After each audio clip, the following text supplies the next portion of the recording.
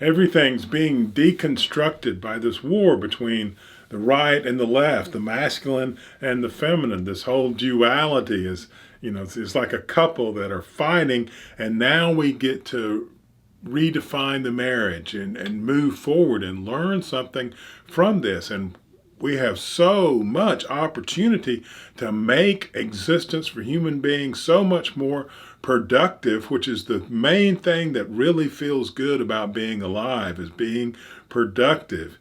And what we can do is start looking at things like criminality, because we know that criminals are not evil people, that they do evil things because their lives have been nightmares and has made it impossible for them to fit into society. They can't go to work and have a job. They can't handle that social responsibility, all of the things you have to do to get along in the work environment. And so they have to steal if they're going to eat, because they have been so abused by their parents and other people in their world that they can't trust other human beings. They don't even believe in trust. They don't even understand trust because they haven't experienced it. And those are the criminals in our world. And we know that. We know that people don't grow up with nice, loving, motivating parents and turn into that type of criminal.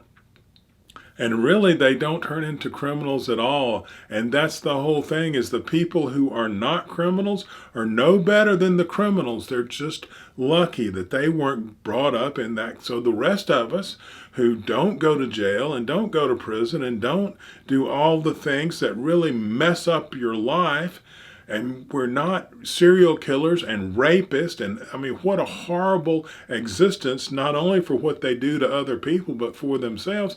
We don't have to live in that because we are lucky. And we can realize that these people are unlucky and they have to be sequestered.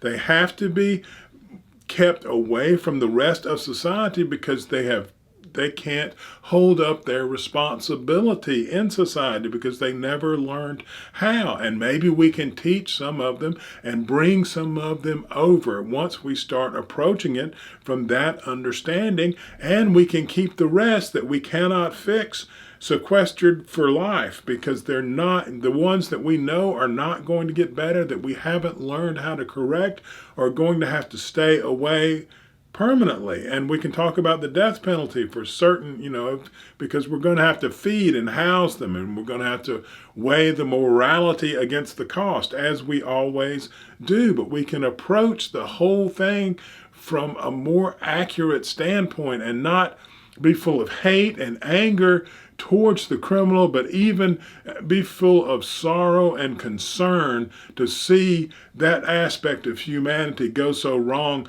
while we make sure, and make even more sure than we have in the past, because that, once you have the idea of evil, well, maybe they can pray to God and come back. But once we realize it's not that way, then we can be more adamant about making sure that they are kept away from the rest of us who can be productive and, keep society going forward.